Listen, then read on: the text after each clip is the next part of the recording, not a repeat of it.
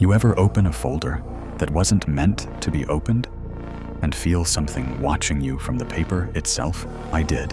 On March 12, 2018, inside the basement records archive of the Franklin County Justice Center, Columbus, Ohio, United States.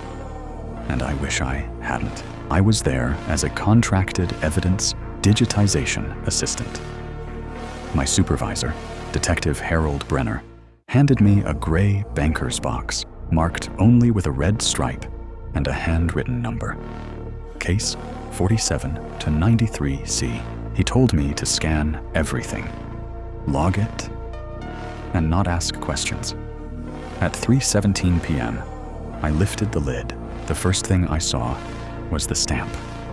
Violent red ink across the cover file.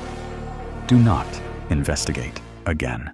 The case dated back to August 22nd, 1993.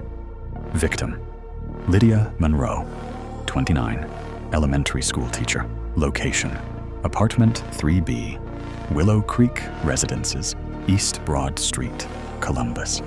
Time of emergency call, 9:41 p.m.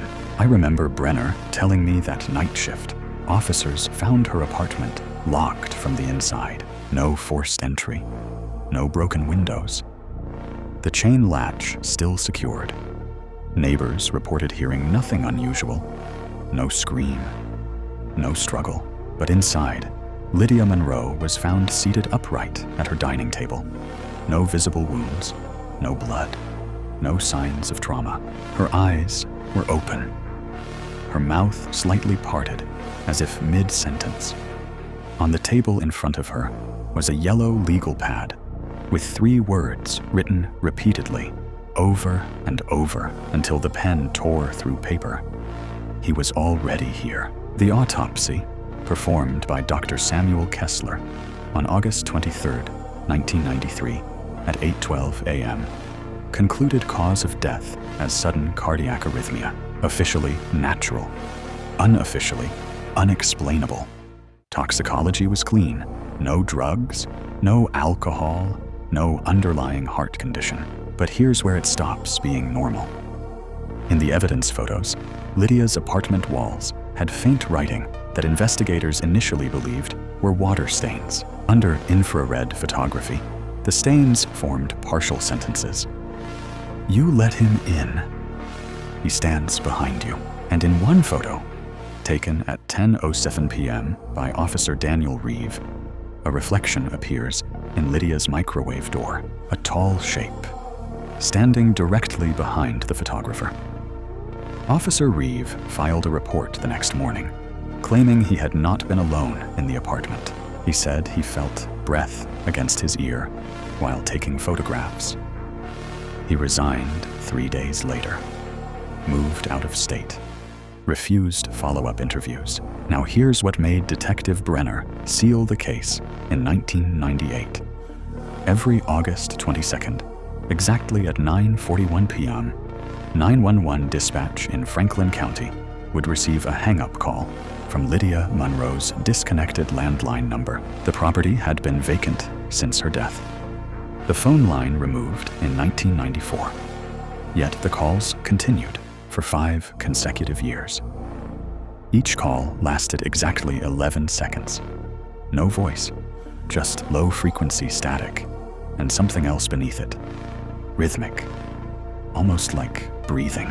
In 1998, Internal Affairs attempted to reopen the file after a new tenant in apartment 3B reported waking up at 3:17 a.m. to find her dining chair pulled out and a yellow legal pad on her table with fresh indentations pressed into the paper. No ink, just pressure marks. When pencil shading was applied, the words revealed were identical. He was already here. The tenant broke her lease within 48 hours. By 2003, 3 additional residents reported similar disturbances. Cold spots, shadows in reflective surfaces, whispering directly behind them when alone. None stayed longer than a month. The building was demolished in 2007. And still, the calls persisted. On August 22nd, 2017, exactly 24 years after Lydia's death. Dispatch traced the incoming 911 signal to a digital origin. No copper line, no cell tower. The signal triangulated briefly to the coordinates where Willow Creek residences once stood. An empty lot. I was staring at those reports when the archive lights flickered. The timestamp on my scanner read 3:17 p.m., and then my desk phone rang. Internal line. No caller ID. I picked up. Silence. Then static. Then something breathing. Slow. Close. Wet. The call lasted 11 seconds. When I looked back at the file, the red stamp had smeared slightly, like it had been pressed again. Fresh ink. That was the moment I understood why the case was sealed. Not because they couldn't solve it, but because every time someone tried, it started again. And tonight is August 22nd. If this phone rings at 9:41 p.m., I won't answer.